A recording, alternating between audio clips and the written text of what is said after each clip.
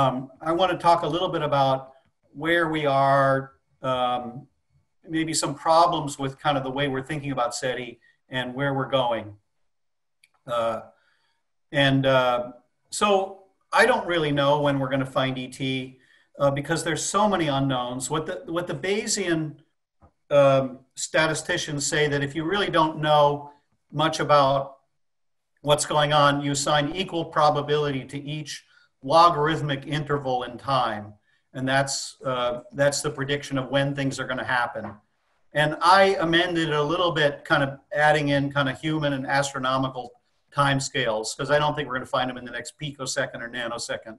So I got here kind of 10% chance in 10 years, 10% in 1,000 years, 10% in 100, 10% a million, 10% never.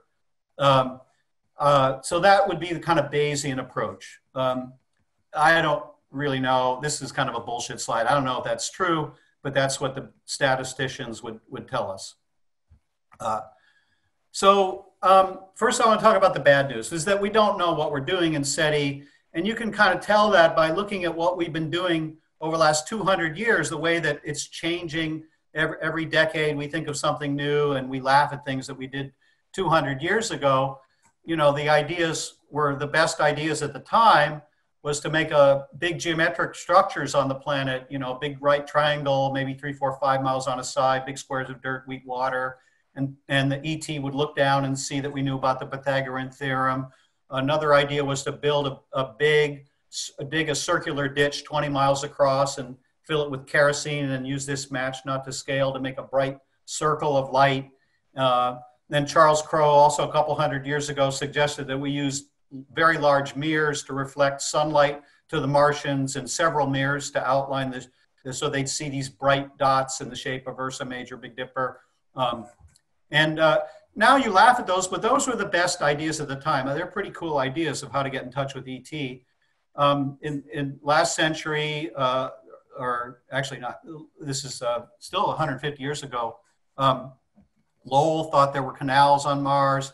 Last century, it was mostly radio. Tesla, Marconi, both thought they found ET. They were listening to signal lightning thousands of miles across, but there were big headlines in the papers. The Navy observed Mars. Drake did this amazing search in 60 years ago. It's near the anniversary. In the 20s, they turned off all the radio transmitters to look when Mars was nearby the Earth. So this is the kind of stuff we've been doing. Optical SETI, I mentioned in the last talk, was largely ignored. The lasers were like little sort of pocket, laser pointers. But today's lasers are very good for interstellar communication, perhaps better than radio. Another example of this kind of anthropomorphic problem is that we used to think that the habitable zone was kind of similar to our habitable zone. But now, so we thought only F and G and maybe K stars. Now we know that lots of stars can host planets with life. We used to think that we eliminate binary stars. Now we know that they have stable planetary orbits. M stars, which are the most kind of prevalent star on the planet, in the universe, they may be good places for life. And we used to think that the reason you had to be in the habitable zone was that you had to have heat from the sun, but Europa's got liquid water that's not heat from the sun, that's sort of tidally heated from going around Jupiter. So there are a lot more places for life than we used to think. And so it's kind of naive to think that we know how to do the best search, given the changing history of SETI. So I think that a multiple strategy is best, since we probably don't know what we're doing. Do a lot of different wavelengths, do all kinds of different signal types. And remember that half of the interesting astronomical discoveries are serendipitous. So I think it's probably likely that SETI is going to fall into this class, that if ET is found, it won't be by somebody like me or that's looking deliberately. It'll be somebody doing, I don't know, LSST, and they're looking, they find some bizarre phenomena that is not expected. I like these data mining, looking for glitches in data, anomaly detection. We're doing a lot of that. We're just getting into it, actually. And I think that's going to be interesting. And I like these data mining experiments. They're inexpensive, as we've seen in the last talk, and powerful, and a good way to explore new phase space. Another kind of bad news is that SETI is bad for radio telescopes. This is the first search that we and Jill and did in the 70s and 80s, the 85-foot telescope at Hat Creek. This is what happened to it.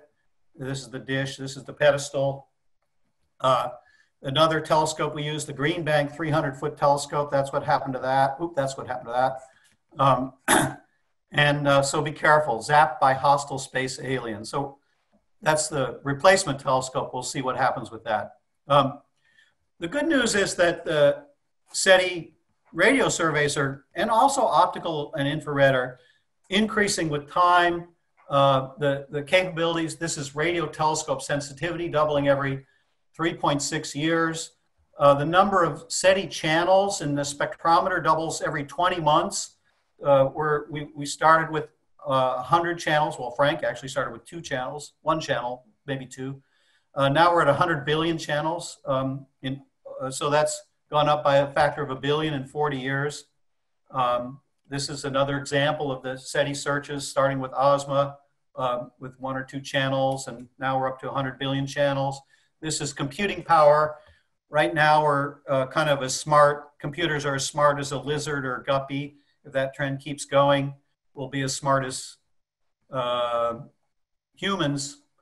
That could be very good for SETI, but bad for humanity. So anyway, expect much larger bandwidths. I think pretty soon we'll have a capabilities to do 100 gigahertz bandwidth in the radio, and maybe a few octaves. And we're already doing an octave at optical and infrared wavelengths. Antennas with maybe 1 million things. We're already thinking about things with 1,000. DSA 110 is going up, and there DSA 2000 will be going up soon, we hope. Maybe 1 million beams on the sky, and wide feeds. The Allen telescope now has 20-to-1 feeds, and we have very good feeds that are 6-to-1 at 18 Kelvin system temperature, really amazing feeds. And also expect phased array feeds that could look at many directions at once with low system temperature. One of the new things we're working on is a big sky survey at the FAST telescope. There's the 500-meter telescope. They have a beautiful 19-beam receiver. And we're covering the whole sky visible, which is about twice the sky visible from Arecibo with more sensitivity. And we're doing a lot of people survey the sky together, pulsars, hydrogen, FRB search, and we've got a couple of SETI experiments all working together simultaneously. I mentioned PANO-SETI in the last talk.